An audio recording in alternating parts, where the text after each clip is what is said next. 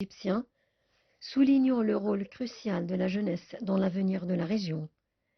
Il a mis en avant l'importance de la culture, de la langue et de l'éducation comme piliers du partenariat franco-égyptien en insistant sur la coopération universitaire et scientifique.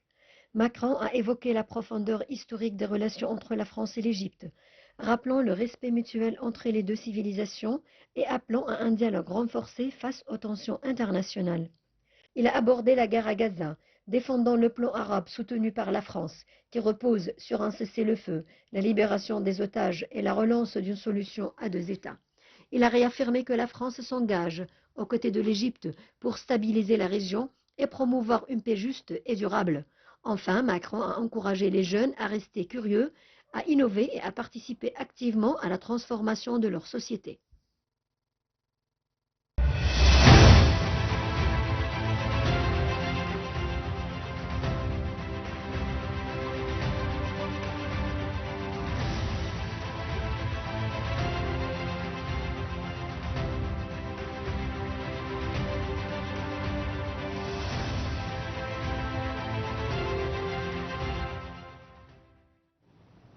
Le président Abdel Fattah el-Sisi avait donc accueilli hier son homologue français Emmanuel Macron à l'occasion de sa visite officielle en Égypte.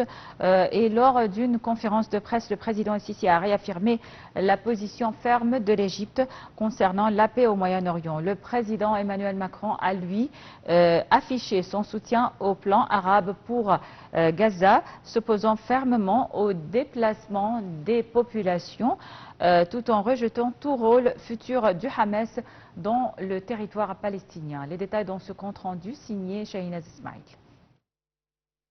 Le porte-parole de la présidence, l'ambassadeur Mohamed El-Chenaoui, a indiqué que la rencontre entre les deux leaders avait débuté par des discussions bilatérales suivies de négociations élargies avec les deux délégations. Ils ont signé une déclaration conjointe visant à élever les relations entre les deux pays au niveau de partenariat stratégique. Plusieurs mémorandums d'entente ont également été signés entre les deux pays. À l'issue des réunions, les deux présidents ont tenu une conférence de presse au cours de laquelle le président Sisi a souligné que cette visite illustre la longue coopération fructueuse entre les deux pays. Il a souligné que l'annonce de l'élévation des relations au niveau stratégique représentait une étape importante pour renforcer la coopération et ouvrir de nouvelles perspectives au bénéfice des deux peuples. Et Sisi a évoqué les domaines de cette mesure tels que le soutien des candidatures internationales, les secteurs ferroviaires, la production de l'hydrogène vert et la migration clandestine. Aux côtés de son homologue égyptien, le président français Emmanuel Macron a condamné la reprise des frappes israéliennes à Gaza depuis le 18 mars après 2 mois de trêve, évoquant un recul dramatique de la situation.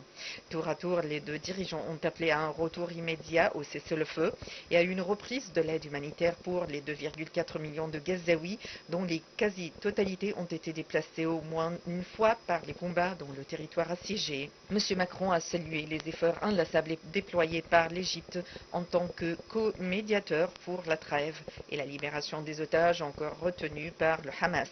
Il a aussi exprimé le soutien de la France au plan arabe, qualifié de voie réaliste à la construction de Gaza, conçu comme une réponse au plan Trump.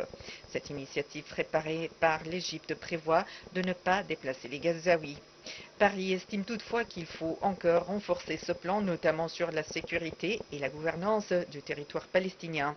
Le chef de l'État a pour sa part prévenu que la paix durable et la stabilité permanente au Moyen-Orient seront loin d'être réalisées tant que la cause palestinienne restera sans solution équitable. Le président el-Sisi a exprimé son optimisme quant aux résultats de la visite, soulignant que la signature des accords marquerait le début d'une nouvelle ère de coopération stratégique.